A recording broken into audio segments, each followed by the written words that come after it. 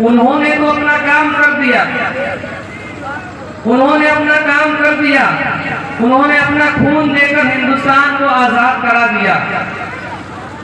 लेकिन क्या उसके बाद से सही मानों में हमको हिंदुस्तान में आजादी मिल रही है? जो आजादी का ख्वाब हमारे अकाबिर और देश के वीरों और मुजाहिदों ने सोचा था, ख्वाब देखा था, क्या वो आजादी हमें मिल रही है? यकीनन वो आजादी हमें नहीं मिल रही है। अंग्रेज जाते जाते हमें एक और गुलामी की भट्टी में ढकेला गया। हम ऐसे आजाद हिंदुस्तान में रहते हैं जहां पर निहत्तों पर गोली बरसाया जाता है।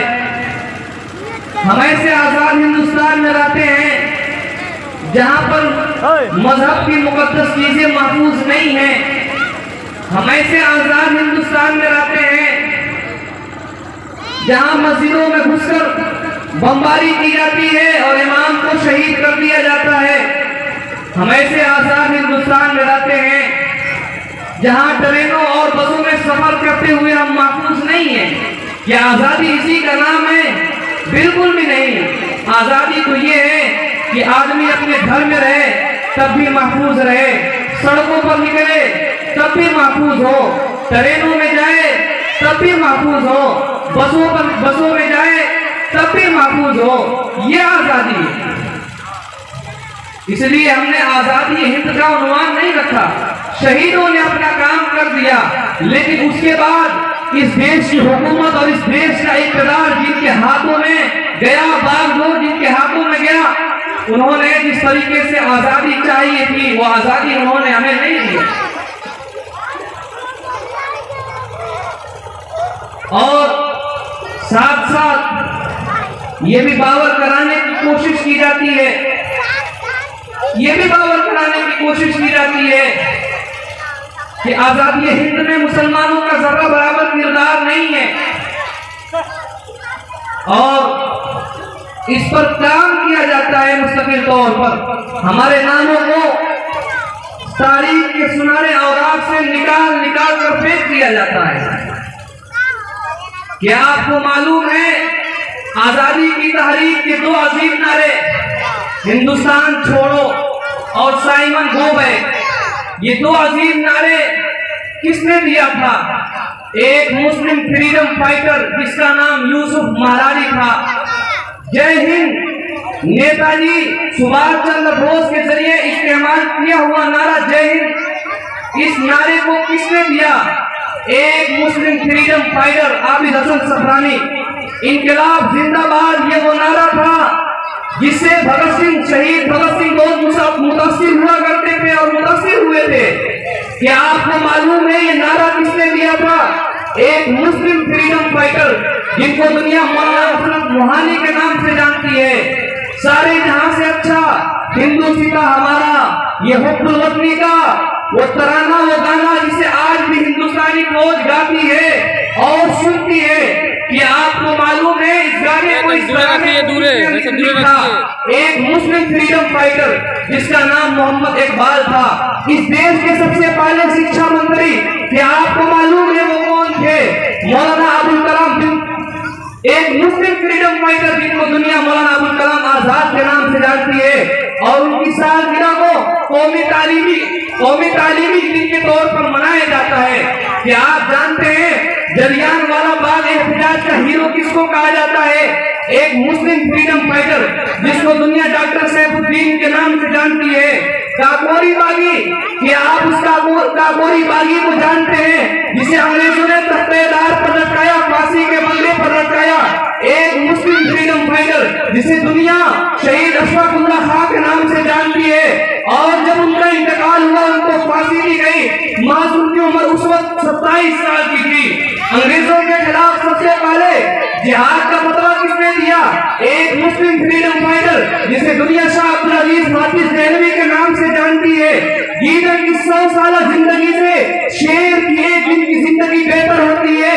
ये बहादुरी वाला जुमला किसने कहा था? एक मुस्लिम फ्रीडम फाइटर जिसे दुनिया सुल्तान टीपू शहीद के नाम से जानती है। तहरीक रेशमी रुमाल की बुनियाद अंग्रेजों से लड़ने के लिए किसने रखी थी? एक मुस्लिम फ्रीडम फाइटर जिसे दुनिया शेख महमूद हसन देवबंदी के नाम से जानती है। तहरीक बालाकोट की बुनियाद किसने रखी अंग्रेजों के खिलाफ लड़ने के लिए? एक मुस्लिम फ्रीडम फाइटर जिसे दुनिया सैयद अहमद शहीद के नाम से जानती है। तहरीक खिलाफत की बुनियाद अंग्रेजों के खिलाफ किसने रखी? एक मुस्लिम फ्रीडम फाइटर जिसे दुनिया मोहम्मद अली जौहर के नाम से जानती है। अंग्रेज मुआवजे किसके बारे में कहता है कि अगर उसकी लाश को जलाकर खाक कर दिया जाए, राख कर दिया जाए, फिर भी उसके लाश से उसके जिस्म में अंग्रेज दुश्मनी की बदबू आएगी, बू आएगी। एक मुस्लिम फ्रीडम फाइटर जिसे दुनिया शेख के नाम से जानती है। अगर ये सरखेले आजादी न होते, तहरीक आजादी न जाती, तहरीक बालाकोट न जाती, तहरीक रेशमी रुमाल न जाती, मुकद्दमे वहाबियान न जाता, अंबाला साजिश केस न बनता। इस मुल्क का तारुफ और पहचान मुसलमानों ने कराया है। अगर इस मुल्क में मुसलमान नहीं होते, हिंदुस्तान का जोग्राफिया तक ढूंढने से नहीं मिलता। इस मुल्क का तारुफ और पहचान मुसलमानों ने कराया है। और आज हमें यह पावर कराने की कोशिश की जाती है कि तुम्हारे अकाबिर ने, तुम्हारे पुरखों ने हिंदुस्तान के लिए कुछ नहीं किया। हालांकि हमारे मजहब में किसी मजहब के तकद्दुस पर हमला करने की इजाजत नहीं है। हमारे मजहब में यह नहीं सिखाया गया है कि आप किसी दूसरे धर्म के लोगों से नफरत करें, उनके धर्म की वजह से, उनके मजहब की वजह से। मजहब नहीं सिखाता आपस में बैर रखना। हिंदी है हम वतन है, हिंदू सीता हमारा। क्या तारीख शेखुल हिंद जैसे अजीम सपूत को फरामोश कर सकती है, जिनकी जात से अंग्रेजी साम्राज्य कांपता था? वो सैयद अहमद शहीद, जिनकी शहादत की गवाही सरजमीन बालाकोट देगी। वो सैयद ताइब हालिम दादुल्लाह महाजिर मक्की, जिनका कपड़े खून आज भी आपको शामली के मैदान में मिलेंगे। वो मुजाहिदे आजादी हजरत हाफिज जामिल शहीद रहमतुल्लाह अलैह, जिनकी शहादत की गवाही सरजमीन थाना भवन देगी। वो तर्जुमाने आजादी अल्लामा इकबाल, जो मुर्दा दिनों में नई जिंदगी की हरारत पैदा करने के लिए बर्पा किया गया था। वो अबुल कलाम आजाद, जिसने अमल से ये साबित करके दिखा दिया कि जो गुफ्तार के साथ साथ, जो किरदार के साथ साथ, गुफ्तार के साथ साथ किरदार के भी गाती है। इसके अलावा 1861 के अंदर 3 लाख कलामे इलाही को जलाया गया। 1864 से 1867 तक 14,000 उलमाए कराम को फांसी के फंदों पर लटकाया गया। चांदनी चौक से लेकर खैबर तक कोई भी दरख्त ऐसा नहीं था जिस पर उलमा की लाशें न टंगी हो। हमारे उलमा के जिस्मों को तांबे से दागा गया, उनको सुअरों के खालों में बंद करके उनको बारूद के हवाले किया गया। लाहौर की जामा मस्जिद में 80 उलमाए कराम को एक साथ फांसी दिया जाता था। लाहौर के दरिया में उलमाए कराम को बोरे में डालकर दरिया में फेंक दिया जाता था। ऊपर से गोलियों का निशाना बनाया जाता था। सिर्फ 1857 की जंग आजादी में 2 लाख मुसलमान शहीद हुए, जिसमें 52,000 उलमाए कराम थे। और ये बात पंडित मेवाराम अपनी चौपड़ी में लिखते हैं कि 1857 की जंग आजादी में 2 लाख मुसलमान शहीद हुए, जिसमें 54,000 उलमाए कराम थे।